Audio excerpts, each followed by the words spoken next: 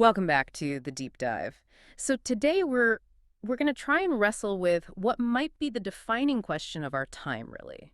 The integration of artificial intelligence. I mean, are we still in the driver's seat here, or have we sort of become passengers on a journey that's being built and steered by, well, by algorithm? That's the core of it. And Mm. our mission today is to give you a shortcut through all the noise. We've gone through a stack of sources that show how AI has shifted from just a tool in a lab to a pervasive force. A force that's in our workplaces, our health, even our governments. Exactly. And it's so important to get that this didn't happen with some big announcement. Just it arrived quietly, one convenience at a time, a recommendation here, a predictive text there. And the choices we make right now, or the ones we don't make, are going to decide if AI is our greatest ally or something else. Something that just diminishes human agency without us even noticing. Okay, so let's dig into that. This quiet transformation, what we're calling the invisible orchestration, it starts, I mean, the second you pick up your phone. You're in the algorithm economy. Right. We think we're choosing, but really, our reality is being curated for us. Oh, completely. Take your streaming platform, you sit down in the evening, you think you're browsing, Yeah, I'm just making a movie. but you're not. The AI knows you respond better to thumbnails with dark colors. It knows you're more likely to click if the image shows two people facing away from the camera. Oh, It's running thousands of little tests on you all the time. wow. And it's all about one thing: maximizing engagement. The sources we looked at show these platforms can calculate with like 73% certainty that you'll finish a whole series after you've watched just 3 episodes. That's not a recommendation anymore. That's Yeah. a behavioral prediction. It's a calculated intervention. Yeah. And it goes way beyond just shows. Think about e-commerce. This is surveillance capitalism, pure and simple. So it's not just remembering I bought coffee beans. No, no. It's analyzing your search history, your calendar, maybe even data about your mood, and it's predicting that you're going to need new hiking boots in about 6 weeks. Before I even know I need them. Exactly. It anticipates the need. And this shaping is, it's internal too. I mean, predictive text. Seems harmless, right? Yeah, it just helps me type faster. But every time you accept a suggested word, you're literally in a collaborative writing process with an AI. It's subtly shaping your language, your phrasing, your vocabulary. That is, yeah. That's an angle I hadn't considered. And this invisible hand gets much heavier when it comes to big life decisions, financial ones, credit scores, getting a loan for a house, your insurance premiums. It's all heavily reliant on machine learning now. And the problem there is the black box, right? We don't know why we got denied. Precisely. The criteria can be totally opaque. So if the historical data it trained on was already biased against certain groups, well, the algorithm just learns that bias. It perpetuates it, And you're denied an opportunity with no clear reason why. which just erodes trust in the whole system. Okay, let's shift a little bit to something more social. Digital assistants. Siri, Alexa. They're not just timers anymore, are they? Not at all. The sources show people are, they're anthropomorphizing them, saying please and thank you. I do that. I feel bad if I don't. Many people do. And for individuals who are isolated, they're reporting that these assistants provide real, meaningful social interaction. Which raises some pretty big questions about what an authentic relationship is. A huge question. Yeah. Especially for kids growing up now, they have different expectations. They expect instant answers, instant gratification. And if AI companionship starts to replace the messy work of real human connection. There's a risk of manipulation there, especially if the AI is just designed to keep you talking to it for as long as possible. That's the danger. And this push for efficiency, it's not just our devices, it's our whole environment. Smart homes, for instance. The data is pretty compelling. It is. An AI-managed home can cut energy use by 20 to 30%, just by optimizing heating and lighting based on who's actually in the room. And then you scale that up to a whole city. Smart cities. They're using real-time data to manage traffic, and some have cut commute times by up to 25%. It's optimizing everything from bus routes to where they position ambulances. It just sounds like a win-win. More efficient, better quality of life. So what's the trade-off?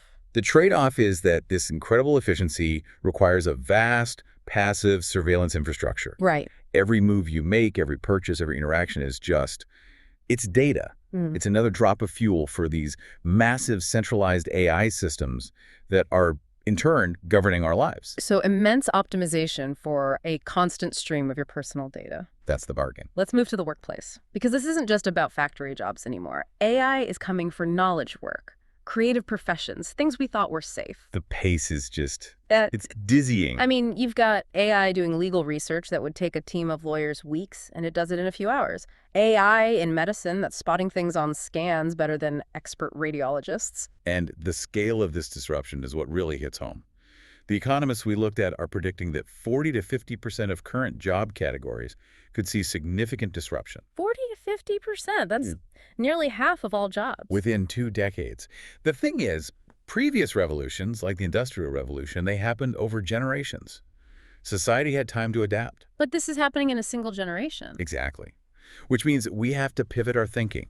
We have to focus on augmentation, human AI teams that can do more than either could alone. So it's not about replacing the human, it's about redefining the job. Precisely. Yeah. A doctor focuses on empathy and complex strategy, while the AI handles the data crunching. A writer uses AI to get past a block, to generate a first draft that a human then refines and gives soul to. So the skills we need are changing. It's about judgment, creativity, communication. Right, knowing how to evaluate what the AI gives you. But even with augmentation, people are still going to be displaced. What do we do about that? How do we manage that transition humanely? That's the million-dollar question. The sources get into things like universal basic income, massive retraining programs. But the deeper issue is a crisis of meaning. What do you do if your work is no longer needed? If your value isn't tied to your economic output, how do you define a life of purpose? It requires a massive cultural shift. Let's talk about healthcare, because the promises there are just huge, but so are the ethical minefields. It's the ultimate double-edged sword. We're seeing a diagnostic revolution. I mean, DeepMind's AI being more accurate on breast cancer scans, predicting a heart attack risk just from a scan of your retina. And it's speeding up drug discovery from decades to months. But the access benefit is key here. Right, bringing that expert-level diagnosis to places that don't have specialists. Absolutely. In the U.S. alone, there are something like 12 million misdiagnoses a year. AI could make a serious dent in that number. But the data dilemma is always there, isn't it? For this to work, it needs our most personal health data. And there's the tension. Privacy versus the collective good. And then there's the bias problem again. Yeah. If the AI is trained mostly on data from wealthy populations, Its accuracy could drop for everyone else. exacerbating the health disparities we already have. Which leads us right to the really thorny stuff. Mhm. The line between treatment and enhancement. Brain-computer interfaces like Neuralink, it starts with treating paralysis. But it quickly moves to elective enhancement. What if you could buy a perfect memory or instant access to information? And with genetic editing like CRISPR, the whole designer baby scenario becomes plausible. It's no longer science fiction. And that brings up a truly profound question. Are we heading toward a biological caste system, the enhanced and the unenhanced? When inequality becomes literally biological, not just social. How do you even begin to govern that? It becomes an existential choice. And governance is what we desperately need. Right now, all this power is concentrated in just a few giant companies, a few nations. With very little democratic oversight. And the geopolitical race between, say, the U.S. and China just prioritizes speed over safety. Which brings us back to accountability, to the black box. When an algorithm is recommending parole or filtering job applications. We have to have frameworks. We need mandatory human oversight for those big decisions. We need transparency and regular audits for bias. Otherwise, we just encode our worst prejudices into our most powerful systems. And then there's the really big one, the alignment problem. The paperclip maximizer. Right, the thought experiment where you tell an AI to make paper clips, and it's so single-minded it turns the entire world, including us, into paper clips. It's about making sure these incredibly powerful systems pursue goals that are actually aligned with human values, not just some metric they're told to optimize. So the solutions are things like interpretability, making sure we can understand why the AI made a decision. And corrigibility, the ability for us to step in and correct it to turn it off safely. And value learning, where it learns our complex values from watching us, not just from a simple command. The thing that really comes through from all these sources is that this future isn't set in stone. Not at all. It feels like it's being driven by commercial incentives and competition. But technology is a human creation. We are still making the choices. We still have agency. We do, for now. But the momentum is building. And if we wait too long, those alternative paths might just close. This has been a really profound deep dive. We've gone from our news feeds all the way to biological augmentation. I think the challenge for you, for everyone listening, is pretty clear. We have to be deliberate about this. now. We have to insist on a framework that is rooted in human-centered values. Transparency, accountability, making sure this technology serves human flourishing, not just machine efficiency. And I think the final takeaway for you to hold on to is to focus on what AI can't replicate. Real creativity, empathy, moral wisdom, authentic connection. Because the ultimate question isn't whether AI will shape our future. It already is.